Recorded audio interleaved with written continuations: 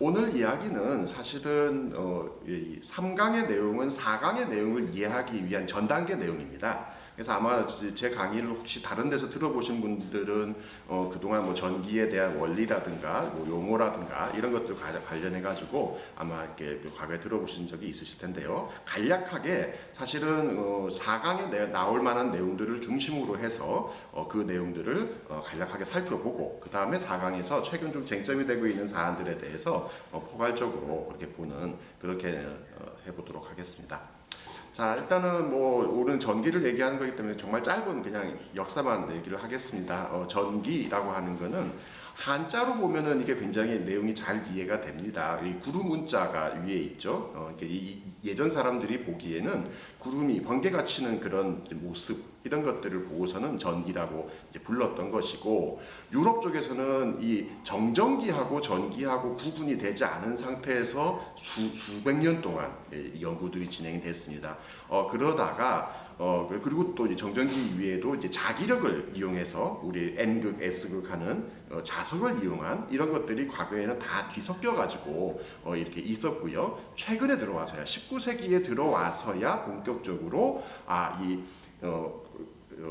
이 과거에 있었던 보석에 있는 정전기 그리고 N극, S극이 있는 자석에 있는 자력 그리고 전기는 다른 것이다 라고 하는 것들이 이제 알려지게 된 겁니다. 사실 우리가 쓰고 있는 전기를 가지고 여러 과학자들이 다양한 실험들을 많이 했는데요. 그 중에 이제 널리 알려진 거는 아마 과학 시간에 한 번씩은 들어보셨을 겁니다. 미국의 프랭클린이라고 하는 과학자가 실험을 한 번개 치는 날 연 띄워서 전기 모으는 실험 이런 것들을 했었고요. 그리고 개구리를 잡아가지고 뒷자리만 잘라가지고 거기다 전극을 연결했더니만은 개구리 뒷자리가 이렇게 푸덕푸덕 뛰더라. 이런 실험들을 해서 18세기만 하더라도 전기는 새로운 문물, 무언가를 이렇게 새롭게 실험하기 위한 다양한 이런 그야말로 새로운 좀 신문물의 의미가 컸었고, 한국에서도 이런 것들은 비슷합니다. 그렇게 왔었고요. 참고로 말씀드립니다만은 이 미국에서 프랭클린이 했던 이런 그 번개 실험 같은 거는 절대로 하면 안 되는 실험입니다. 18세기에 많은 과학자들이 동일한 실험을 했는데 사실은 다 실패했습니다. 실패한 이유가 다 실험 중에 이제 실험하던 사람이 사망한 거죠. 그래서 이 프랭클린의 경우는 사망하지 않고 이것을 기록에 남긴 것으로서 유명한 사람이고요. 개구리 뒷다리 같은 경우도 마찬가지인데 우리의 그 근육을 움직이는 이런 여러 가지 신호가 오고 가는 것들이 다 전기 신호로 오고 가게 되는 겁니다. 이제 그런 것들을 관련해서 이제 계속 역사를 해왔고, 우리가 사실 인류 역사 속에서 전기라고 하는 것을 이해하고 쓰게 된 지는 본격적으로 쓰게 된 지는 한 100년 정도밖에 되지 않는 그런 것이다 이렇게 말씀드릴 수 있습니다. 그러다 보니까 굉장히 낯선 얘기들이 많이 나오는데요. 아마 이거는 초등학교 때 나오는 얘기입니다. 우리 직류, 건전지 연결해가지고 꼬마전구 연결해서 불 켜는 거 실험을 아마 다들 해보셨을 겁니다. 그게 이제 우리가 건전지를 쓰는 것은 플러스극, 마이너스극 두 가지 종류의 전극을 연결해서 하는 직류 전기를 쓰고 있는 거고요. 근데 우리가 지금 일상생활 속에서 이 지금 관련한 컴퓨터나 노트북 같은 것들을 연결하는 것들은 직류를 쓰지 않습니다. 이게 컴퓨터의 경우에는 컴퓨터 내부적으로는 직류를 쓰고 있습니다만은 우리가 쓰는 이 220V 단자는 교류를 쓰고 있습니다.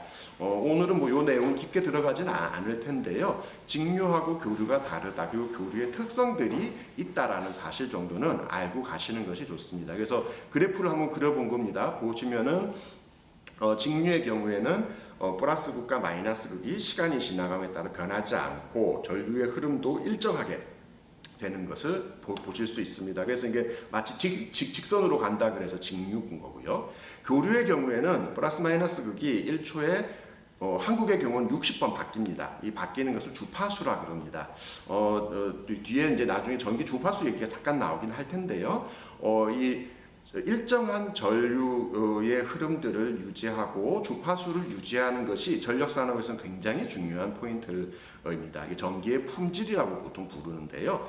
혹시 그런 경험들을 해보셨는지 모르겠습니다. 그 외국에 나가보거나 과거에도 그런 경우가 많았는데 전기를 공급해서 불을 켜고 쓰고 있는데 등이 껌뻑거린다거나 굉장히 아니면 전등이 어두워진다거나 이런 경험들을 많이 해보신 분들이 있으실 겁니다. 사실 그런 경우는 전기의 품질이 좋지 않은 거고 대부분의 경우는 전압이 원래 있었던 220V면 220V, 110V면 110V 딱 맞춰서 전력이 공급돼야 되는데 그러지 않는 경우에 이런 것들이 생깁니다.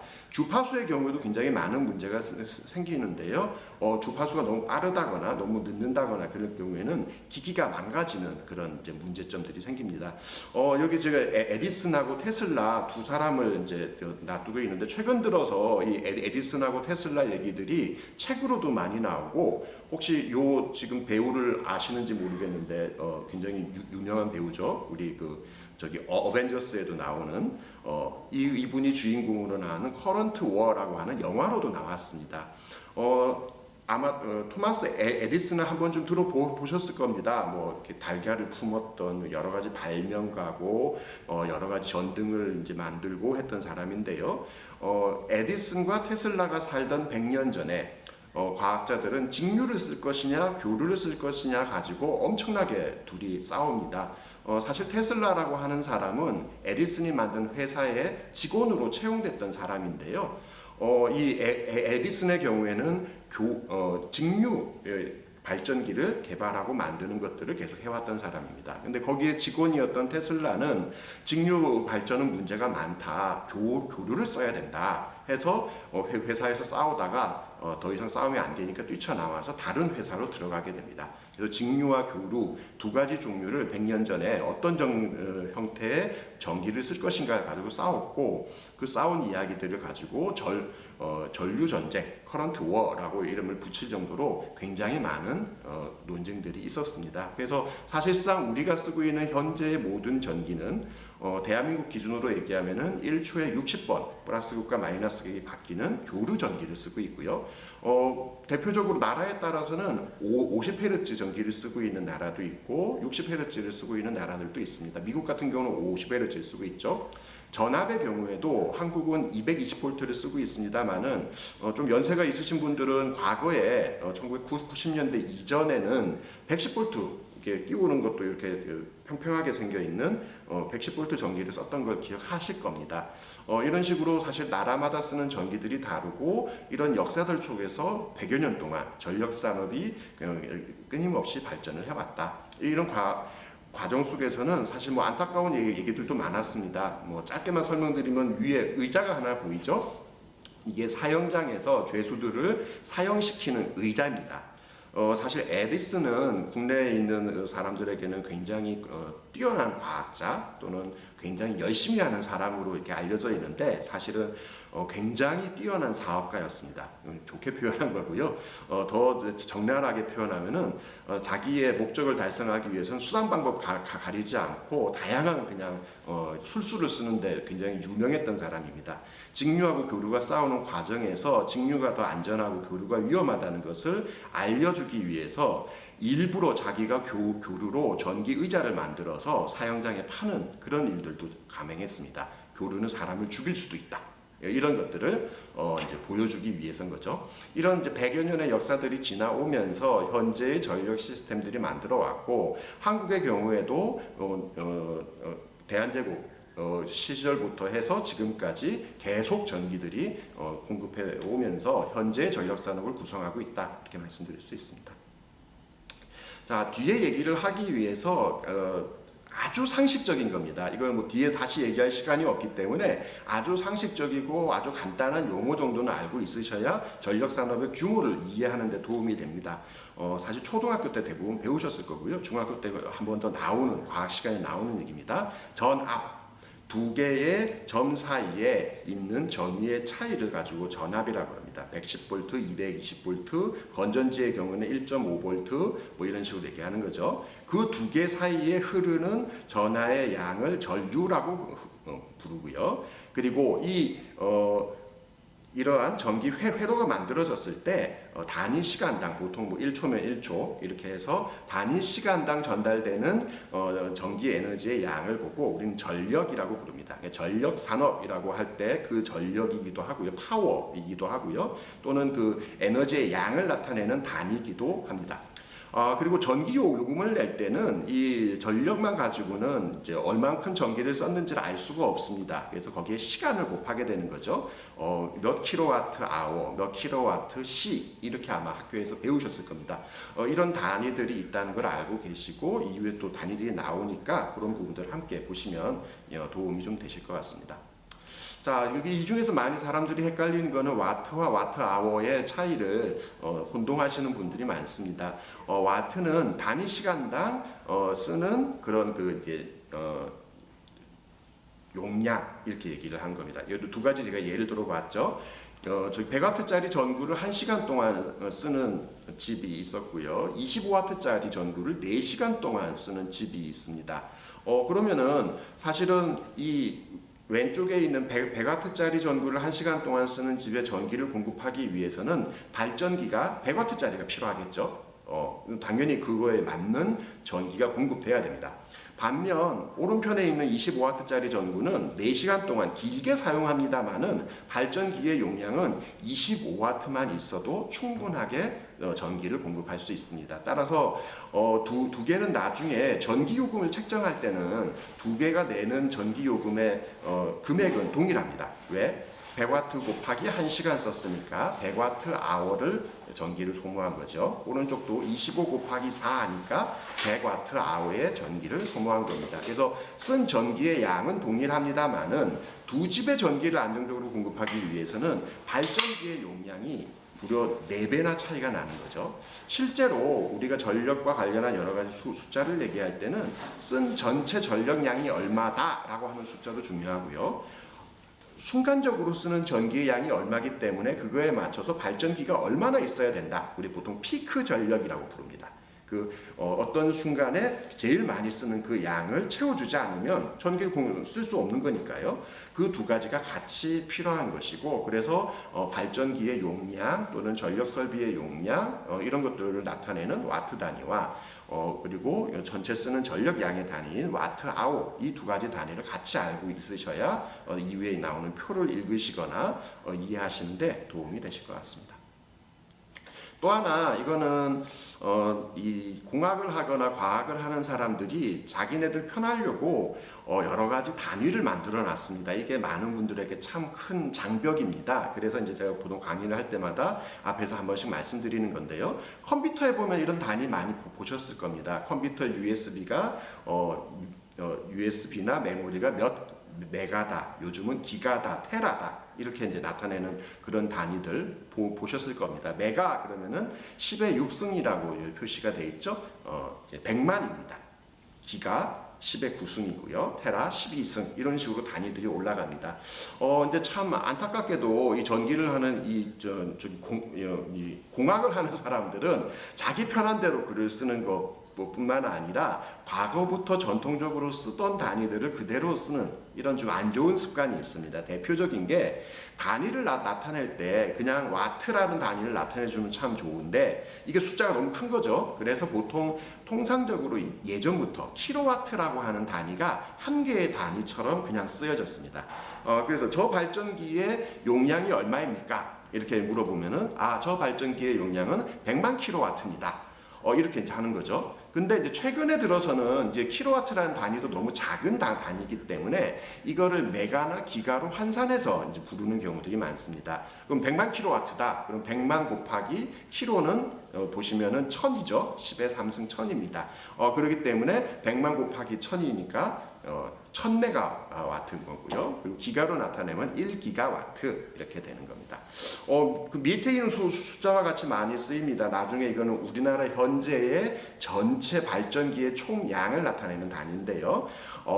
일단 단위부터 읽을 수 없는 단위가 되는 거죠. 1062만 킬로와트. 이거 이제 만만 되는 게 읽을 수 없는 단위인 거죠. 하지만 그냥 예전부터 써왔기 때문에 이런 식으로 그냥 쓰고 있습니다. 이걸 이제 환산해 본다면은 우리가 메가 기가 단위를 알고 있으니까 100.62 이제 메가와트, 이거 이게 여긴 콤마입니다. 10만 620 메가와트, 옆에는 점입니다. 그래서 100.62 기가와트 이런 식으로 단위 환산들을 가게 됩니다. 이와 비슷한 것들은 이제 송전솔로나 또는 이제 전압을 나타낼 때도 많이 합니다. 우리 보통 밀양의 그 송전탑 문제 있었을 때 765kV 얘기 많이 들어보셨을 겁니다. 킬로는 1000이기 때문에 76만 kV. 그리고 그보다 단위가 작은 거는 34만 5천 kV. 34만 5천 볼트 또는 15만 4천 볼트 이렇게 단위들이 있다. 그런 것들은 알고 가시면 좋을 것 같습니다.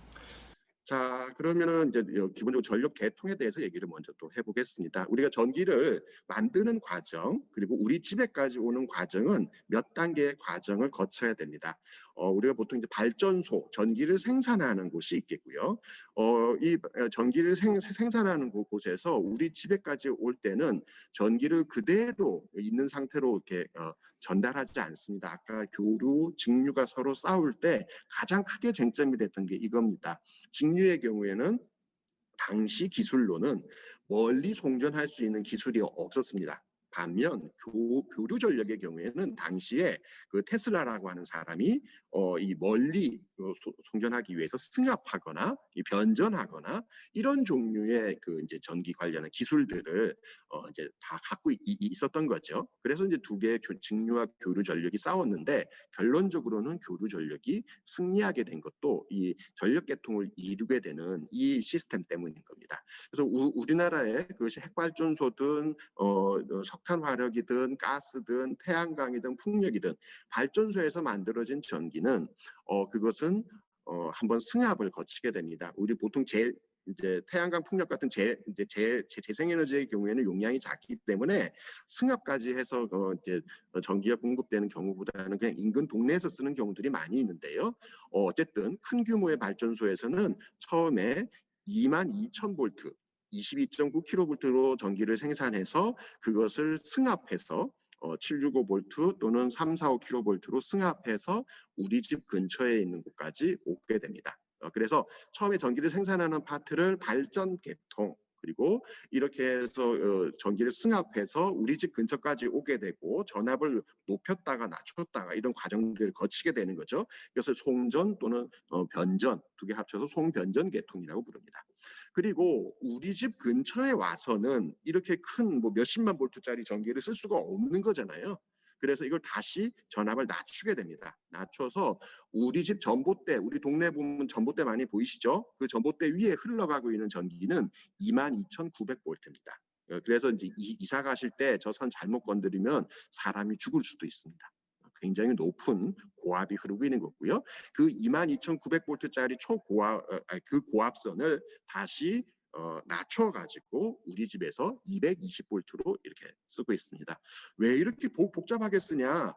이건 이유는 간단합니다. 멀리 송전하기 위해서는 전압을 높여서 가는 것이 훨씬 더 효율적이기 때문인 겁니다. 제가 예를 많이 드는 게 수도꼭지에서 물 나오는 경우입니다.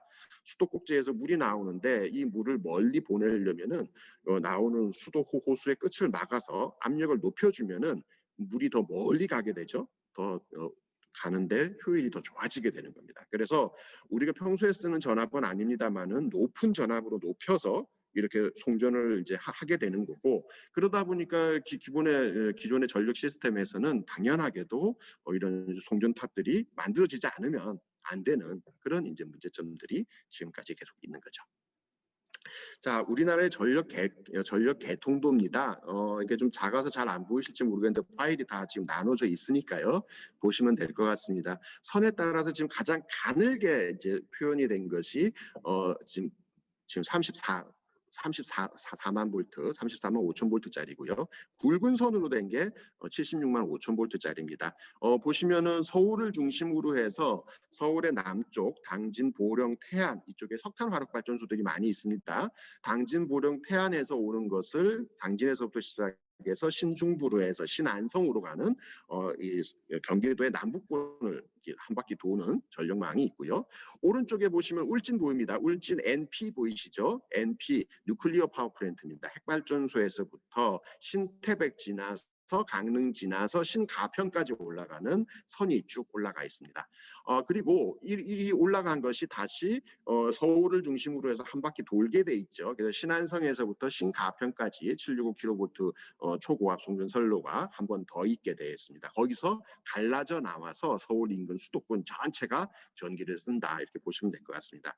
붉은색으로 점선 보이시죠? 이게 지금 최근 논점이 되고 있는 추가 송전선로입니다. 원래는 795 송전선로로 이게 건설하려고 했었다가 밀양 송전탑 이후로 국내에서는 765 송전선로를 더 이상 짓지 않는 게 정부의 지금 기본적인 방침입니다. 뭐 규모 작은 것들은 일부 짓더라도 이런 큰 규모는 짓지 않는 것이 계획이기 때문에 이거를 직류로 바꿔서 지금 이제 송전선로를 만들겠다라고 해서 지역에서 지금도 분쟁이 되고 있습니다. 근데 보시면 조금 눈썰미 있으신 분은 강릉을 중간에 보시면은 중간 지점을 중심으로 해서 두 개가 이렇게 X자 모양으로 되어 있는 것을 보실 수 있을 겁니다. 송전선로는 사실 설계할 때 가장 큰 문제가 송전탑이 쓰러지는 문제가 가장 최악의 사고입니다. 근데 오른쪽에 보시면은 울진, 신울진 그리고 삼척에 지금 석탄화력발전소 짓고 있죠. 그 위에 동해 민자, 강릉 민자 다 석탄화력발전소들이 동해 안에 잔뜩 있습니다. 근데 강원도에는 전력 수요가 없거든요. 이거는 100% 수도권으로 거의 다 서울 수도권으로 전력을 공급하기 위해서 만든 거기 때문에 이 기존에 있는 765 송전선로가 용량은 충분합니다만은 이 송전선로 자체에 문제가 생겨버리면은 동해 안에 있는 모든 발전소들이 그냥 올스톱되는 것과 동일한 그런 효과가 만들어지게 됩니다. 그래서 송전선로를 X자로 만들어서 한쪽이 끊어지면은 이쪽으로 가면 되고 이쪽이 끊어지면은 일로 가면 되고 이런 식으로 X자로 이 두 개를 하는 그런 이제 선을 계획을 했던 겁니다. 쉽게 말씀드리면 한 선은 스페어로 만들어 놓은 거죠. 이게 지금 송전선로를 멀리 만들어 놓게 되면은 이런 종류의 문제들이 항상 생기게 되는데 그런 문제들이 현재 좀 계속 추진되고 있습니다. 밑에 남부지방 한번 보실게요. 부산에서부터 시작해서 신고리, MP부터 시작해서 북경량까지 올라가는 붉은색, 검은색 선이 보이시죠? 이거는 이제 밀양 송전선로입니다. 이 중간에 딱 밀양이 있는 거고요. 이게 원래 서울까지 올라갈 계획이었는데 현재는 계획이 모두 다 취소되어 있는 그런 상태입니다. 오른편에 보시면은 점선으로 선들이 쭉쭉 보일 겁니다.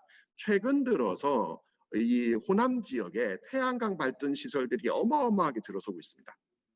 그러다 보니까 기존에 있었던 발전소로만 가지고는 송전선로에 문제가 생기기 시작해서 호남 지역을 중심으로 해서 신규 송전선로 계획이 지금 나와 있고요. 제주도 쪽으로 넘어가는 것도 지금 보시게 되면 밑에 제주도 쪽 밑에 이 점선으로 있습니다. 지금 현재 제주도의 전기는 진도 쪽입니다. 여기가 진도를 통해서 두 개의 선이 들어가고 있는데 뉴스에서 혹시 들어보셨는지 모르겠는데 제주도가 지금 재생에너지가 어마어마하게 많이 되고 있습니다. 순간적으로 전체 전력의 15% 이상을 뭐 진짜 많을 때는 한 20%, 30%까지도 재생에너지를 차지하는 일들이 좀 생기고 있거든요. 그래서 전기가 좀 남습니다. 그래서 그것을 육지로 다시 보내기 위한 송전선로가 현재 계획 중에 있고 2023년도까지 지금 완공하는 것으로 해서 지금 계획이 추진 중에 있습니다. 이렇게가 지금 전체적인 우리나라의 전력 개통도다 보시면 될 것 같습니다. 자, 이건 뭐 전력 시스템 자체는 오늘 깊게는 안 들어갈 건데요. 이것이 사실은 그 전기가 흘러가는 길입니다. 여기 조그마한 화살표들 보이시죠? 전기들이 이제 흘러가는 흐름이고요. 지금 여러분들 쓰고 계시는 컴퓨터에 쓰고 있는 전기가 어느 발전소에서 석탄으로 한 건지 핵발전으로 한 건지 정확하게 알 수는 없습니다. 이 선에 이미 실어버리면 그 전기는 뭐 띠가 없으니까요. 하지만 그 흐름들을 보게 되면은 서울에 있는 전기는 주로 당진, 보령, 태안 이쪽에 서해안 쪽에 있는 석탄화력 발전소와 오른쪽에 동해안 쪽에 있는 저기 울진, 신태백을 지나서 들어오는 이것이 주요하게 들어오는 흐름이다 보실 수 있을 것 같습니다. 화살표가 다 이렇게 서울 쪽으로 이렇게 가고 있죠. 거기서 다음에 서울을 중심으로 해서 나눠지게 돼 있습니다. 그리고 이쪽 밑에 보시면 호남 지역 쪽 왼쪽 아래쪽입니다. 이쪽에 있는 전기가 역시 위쪽으로 올라가는 거 보실 수 있을 겁니다. 역시 호남 지역이나 충청권에서 생산한 전기도 수도권으로 전기가 올라가고 있는 그런 상태입니다. 이런 식으로 해서 우리나라의 전체 흐름을 보면은 대략 서울 수도권을 중심으로 해서 충남 지역, 강원 지역, 호남 지역 일부까지가 수도권에 전기를 공급해주는 그런 전력 시스템으로 되어 있고, 영남권은 보시면 화살표가 내려가기도 하고 올라가기도 하고 좀 이렇게 왔다 갔다 하죠. 예, 이 영남 지역에 전기 쓰는 양이 많기 때문에 서울까지 올라오는 양이 그렇게 많지는 않습니다. 그렇게 이제 지역별로 전력망들이 나눠져 있다 보시면 될 것 같습니다.